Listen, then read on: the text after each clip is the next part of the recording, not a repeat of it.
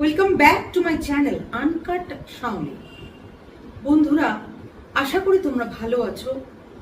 তবে এই সময় একটা ভীষণ ভাইরাল ফিভার হচ্ছে। জ্বর খুব বেশি আসছে না, কিন্তু যাদের হচ্ছে মারাত্মক রকম ভাবে দুর্বল করে দিচ্ছে।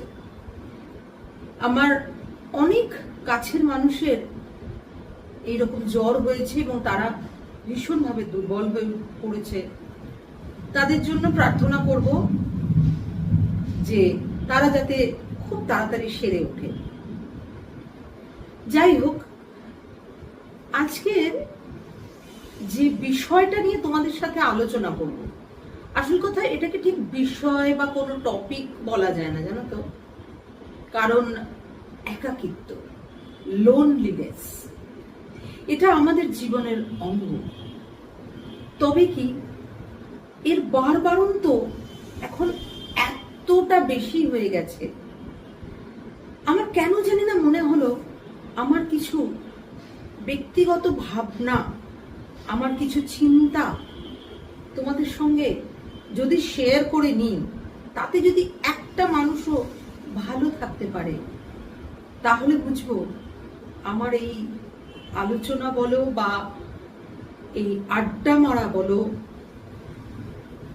বা সাজেশন দেওয়া বলো, তাহলে সার্থক হয়েছে। যাই হোক, বেশি কথা না বাড়িয়ে চলো আমরা মেন টপিক, মানে আজকে যে ব্যাপার নিয়ে একটু আলোচনা করব, সেই ব্যাপারে আমরা একটু আলোকপাত করি।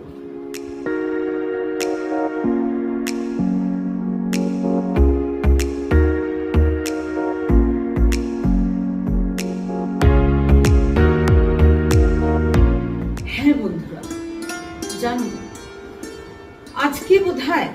আজকে মানে এই সময়টা বোধহয় আমাদের খুব বেশি দরকার এই একাকিত্ব নিয়ে আলোচনা করা।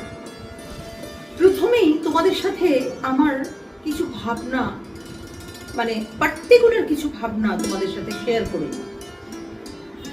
আমার মনে হয় যে এই একাকিত্বটা কিন্তু মেইনলি হয় একটা ফিজিক্যালি, আবার একটা মেন্টালি। আগে আমরা ফিজিক্যালি যে একাকিত্ব সেটা খুব একটা দেখতাম না, কারণ জয়েন্ট ফ্যামিলি ছিল, অনেক মানুষের আনাগোনা ছিল, অনেক বন্ধু বান্ধব ছিল, আত্মীয় স্বজন ছিল। তো এই ফিজিক্যালি একাকিত্বটা আগে খুব একটা দেখা যেত না।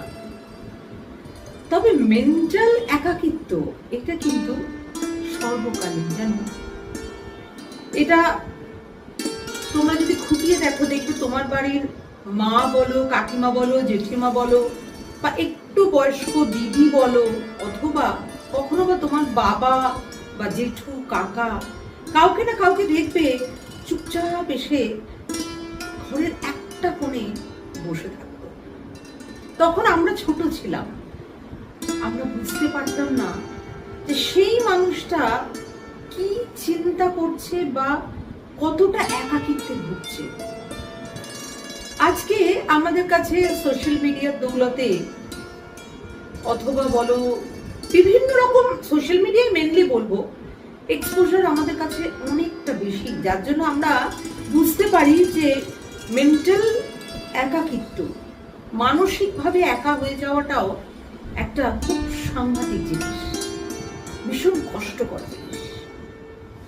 আগে চলো এই ফিজিক্যাল একাকিত্ব, মানে যখন ফিজিক্যালি কেউ একা হয়ে পড়ে, সেটার ব্যাপারটাও এখন যেন আলোচনার বিষয়বস্তু হতে পারে। কারণ কি জানো, আমাদের এই বাড়ির সামনেই যে গল্ফ গ্রিন,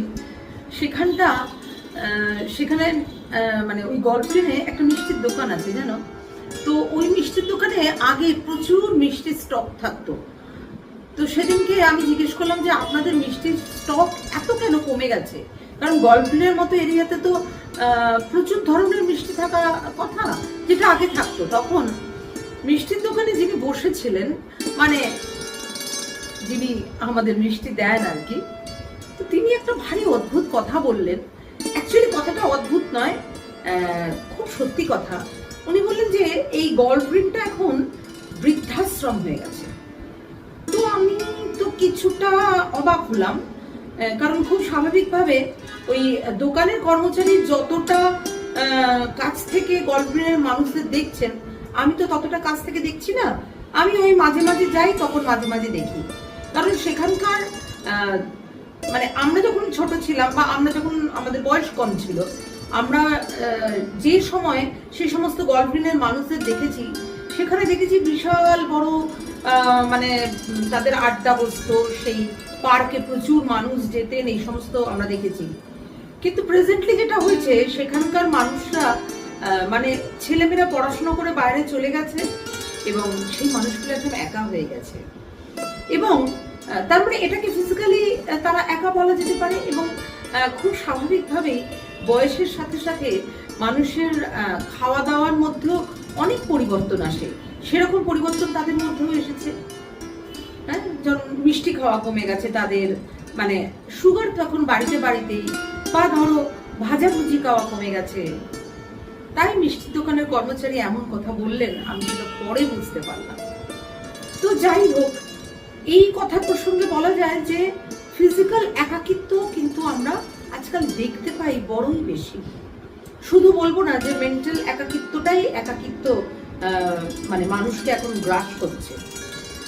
এছাড়াও আমরা মাঝে মাঝেই খবর তো শুনতেই পাই যে কোনো একটা ফ্ল্যাট বাড়ি বা কোনো বাড়ির একটা এমনি বড় বাড়ির বা ছোট বাড়ি যাই হোক, সেই বাড়ির থেকে দরজা ভেঙে কারুর ডেড বডি উদ্ধার করা হয়েছে, যেটা পচন ধরে যাচ্ছিল। সুতরাং এই ফিজিক্যাল একাকিত্বকেও আমরা অস্বীকার করতে পারবো না। এটা তো হলো একটা দিক। অনেক মানুষের এই ফিজিক্যাল একাকিত্ব থাকে না। আমি জানি না যে তোমরা কজন এরকম ভাবে ফিল করেছো, বহু মানুষের মধ্যে থেকেও কতটা একা হওয়া যায় বা কতটা একা থাকা যায়।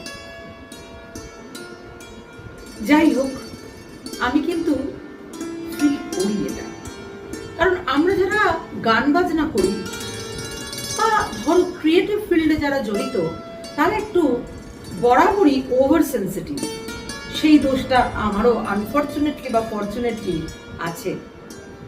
তো সেই কারণে ওই মাঝে মাঝে সকলের মাঝখানে থেকেও বড় একা হয়ে যায়। না, একটা কথা অস্বীকার করলে চলবে না যে আমার সাথে আমার সঙ্গী, সর্বক্ষণের সঙ্গী, আমার সঙ্গীত আছে। তো যাই হোক, যে ব্যাপারটা নিয়ে তোমাদের সাথে কথা বলছিলাম, এই মেন্টালি যারা একা হয়ে পড়ে, জানি না তোমরা কতটা আমার কথা বিশ্বাস করবে, তবে তোমরা বিশ্বাস করবে এমন বিশ্বাস থেকেই আমার এই ভিডিও করা বা তোমাদের সাথে আলোচনায় বসা।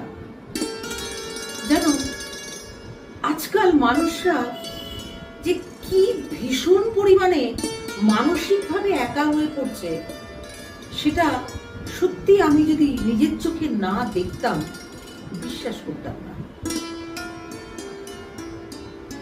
ধরো একটা মানুষ, মানে সে মেল হতে পারে, ফিমেল হতে পারে। আমি কিন্তু এখানে কখনোই মেল ফিমেল ভাগাভাগি করব না, কারণ প্রথমে মেল ফিমেল হওয়ার আগেও সেইজন একজন মানুষ। তো মানুষ হিসেবেই আমি এখানে তাকে পরিচয় দেব। এই মানুষটা একটা পুরুষ হতে পারে, নারীও হতে পারে। সে মানসিকভাবে ভীষণ একা। তার কোনো একটা ভালো বন্ধু নেই, আর আত্মীয় স্বজনের কথা আমি ধরি না। আমি জানি না তোমাদের যাদের ভালো আত্মীয় স্বজন আছে, মানে ভালো ইন দ্য সেন্স তোমাদের সাথে মানসিকভাবে যায় এমন আত্মীয় স্বজন যাদের আছে, দে আর ভেরি লাকি। তারা রিয়েলি ভেরি লাকি। কারণ ভালো আত্মীয় স্বজন পাওয়া না সত্যি ভীষণ কঠিন, জানো। তবে হ্যাঁ, বিশাল বড় লটের মধ্যে, মানে অনেক আত্মীয় স্বজনের মধ্যে কিছু কিছু আত্মীয় তো সত্যিই আত্মীয় থাকেই। তবে কি জানো, আমার জীবনে অনাত্মীয়রাই বেশি আত্মীয়। যাই হোক, এইরকম মানুষ যাদের মানসিকভাবে একদম একা থাকতে হয়, বহু মানুষের মাঝখানে থেকেও তারা একদম একা, তাদের যন্ত্রণাটা সত্যি এক্সপ্লেন করা যায় না। বাইরে থেকে তাদের দেখে আমরা সত্যি বুঝতে পারবো না যে তারা কতটা একা।